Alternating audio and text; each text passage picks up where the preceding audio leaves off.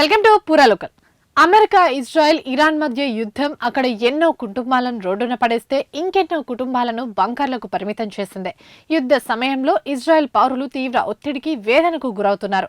Gap లేకుండా Iran ప్రయోగిస్తున్న క్షిపణుల వర్షం కారణంగా చాలా మంది పౌరులు నెల రోజులుగా బంకర్లలోని బిక్కుబిక్కుమంటూ జీవనం సాగిస్తున్నారు.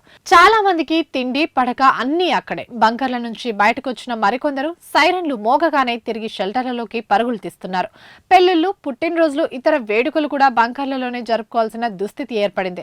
ఈ కాంక్రీట్ నిర్మాణాలు వారి ప్రాణాలకు రక్షణగా నిలుస్తున్నా సామాజికంగా, మానసికంగా తీవ్ర ఇబ్బందులు ఎదుర్కొంటున్నారు. బంకర్ ను ఇజ్రాయిలు మహమ్మద్ అని పిలుస్తారు. ఈ దేశంలో 1992 తర్వాత నిర్మించిన ప్రతి ఇంట్లో మహమ్మద్ అనే ఓ సురక్షిత గది ఉండడం తప్పనిసరి.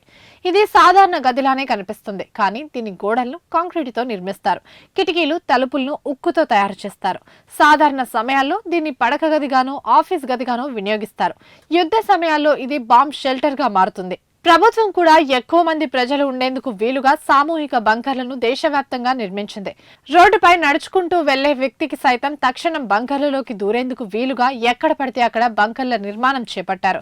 సొంతంగా సురక్షిత గదులు లేనివారు ప్రభుత్వ బంకర్లలో, మెట్రో స్టేషన్లో ఆశ్రయం పొందుతున్నారు. సైరన్ మోగిన వెంటనే సురక్షిత ప్రాంతానికి చేరుకోవడానికి ప్రజలకు ఉండే సమయం చాలా తక్కువ. అందుకే అక్కడ ప్రజలు ఎప్పుడూ అప్రమత్తంగా ఉంటారు. స్నానం చేస్తున్నా, నిద్రపోతున్నా సైరన్ వినపడగానే సెకండ్ల వ్యవధిలో బంకర్లలోకి పరుగులు తీస్తారు. ప్రజలు తమ బంకర్లలో ఎప్పుడూ ఒక అత్యవసర కిట్ సిద్ధంగా ఉంచుకుంటారు.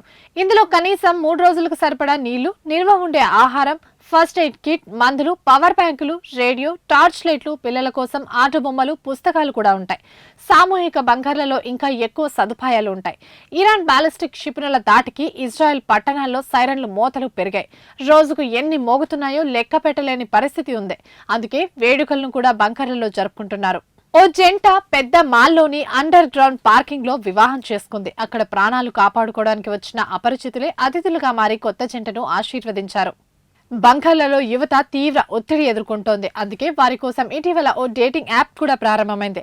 బంకర్ ప్రవేశ ద్వారం దగ్గర క్యూఆర్ కోడ్ ని స్కాన్ చేస్తే లోపల ఆశ్రయం పొందుతున్న వారిలో సింగిల్స్ ఎవరో ఇది చూపిస్తుంది. భయానిక యుద్ధ వాతావరణంలో ఇది ఒత్తిడిని తగ్గించే ఉపకరణంలా పనిచేస్తుందని అధికారులు అంటున్నారు. కొన్ని చోట్ల యువత బంకర్లను చిన్నపాటి డిస్కోలుగా మార్చేస్తున్నారు. యుద్ధం కారణంగా ఫంక్షన్ హాళ్లు మూతపడుతున్నాయి. అయినా కార్యక్రమ తారీఖులు వాయిదా చేయకూడదని చాలా మంది బంకర్లనే వేదికలుగా మార్చుకుంటున్నారు.